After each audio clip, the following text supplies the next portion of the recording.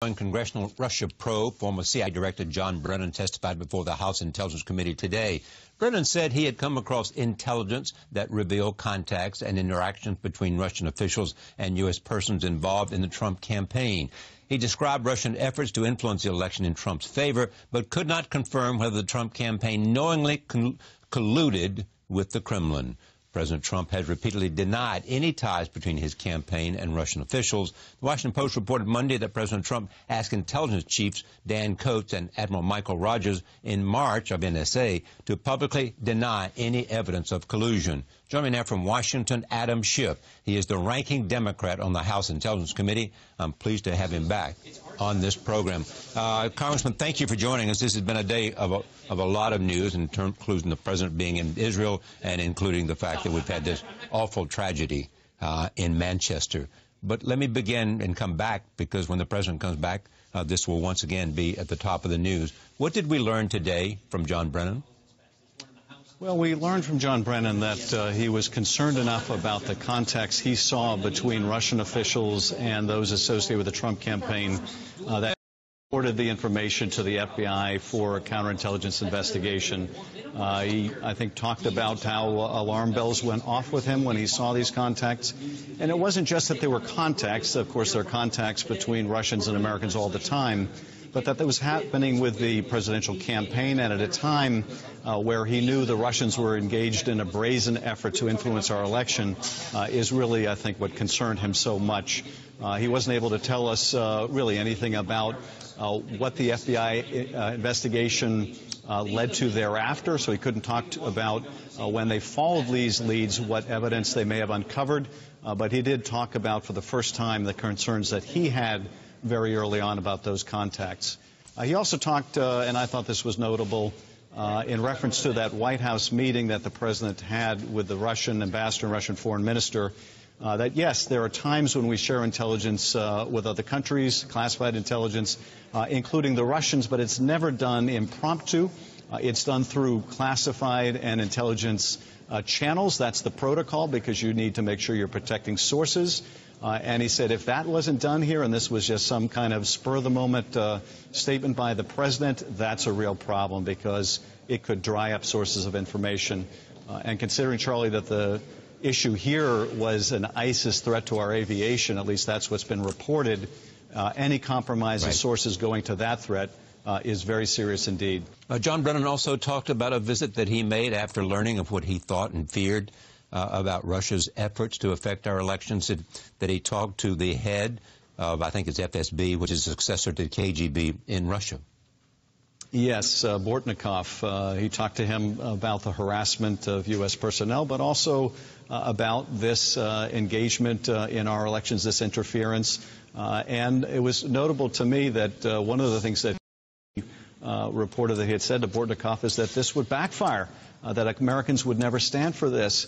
And sadly, that wasn't completely true in terms of what would follow thereafter, because you did have one of the presidential candidates in Donald Trump publicly egging on the Russians, saying, hey, Russians, if you're listening, hack Hillary Clinton's emails, you'll be richly rewarded.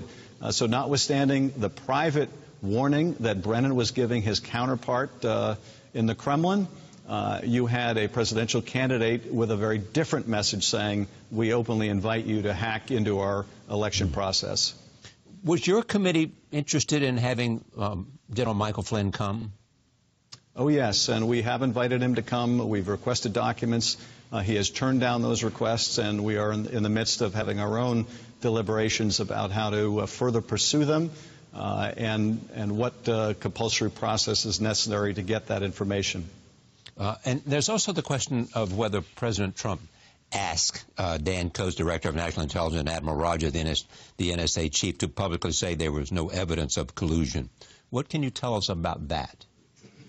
Well, we saw today Director Coats unwilling to answer that question. I think we need to bring him in closed classified session and see if we can get an answer from him and from Director Rogers on this. It's a very important issue. Obviously, if it goes to any effort to interfere in the investigation, that's very serious.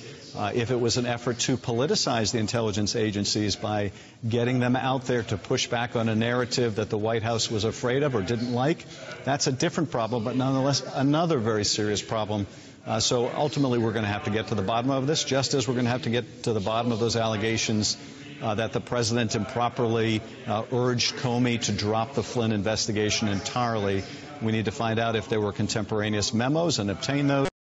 And likewise with Coates and Rogers, if either they or their staffs memorialized these conversations with the president, we need to get that information as well. We have a number of investigations going on. It's the House Intelligence Committee. There's the Senate Intelligence Committee.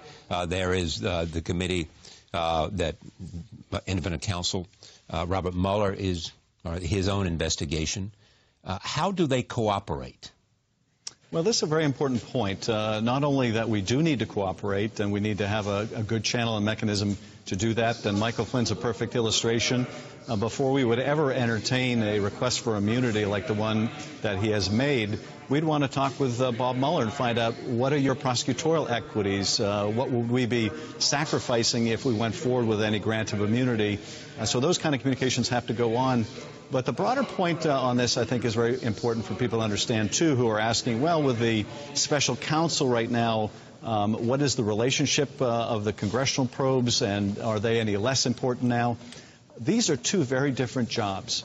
Mueller will ultimately decide, does the evidence lead to the bringing of charges against people that have violated U.S. law?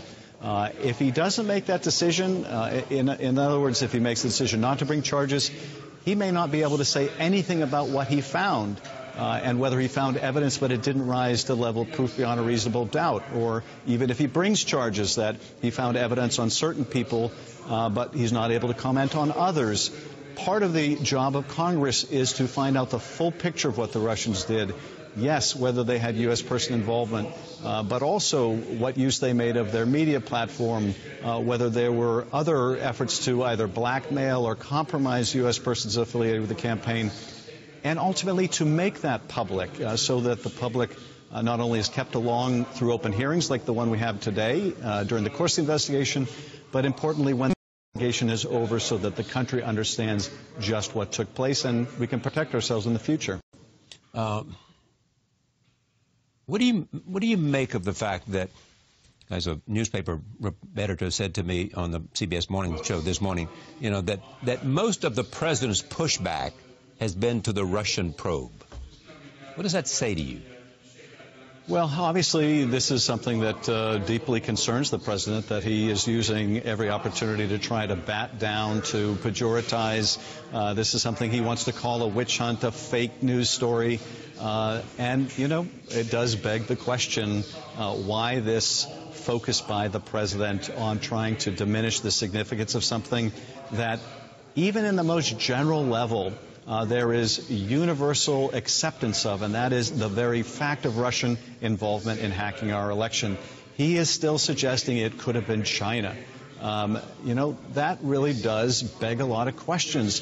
Why is he the last person in the country that can accept, no, this was a Russian active measures campaign directed at our election? So, you know, I'm not sure that I can explain it, but it certainly does raise some pretty profound questions. Okay. But a couple of points come up about that. Number one, has he denied the fact that Russia may have tried to influence the election, or has he simply said, yes, they may have tried to do it, but other countries have tried to do it as well? Well, you know, like many of the things that the president says and does, it's a bit scattershot. So he has both said this is a witch hunt, this is fake news.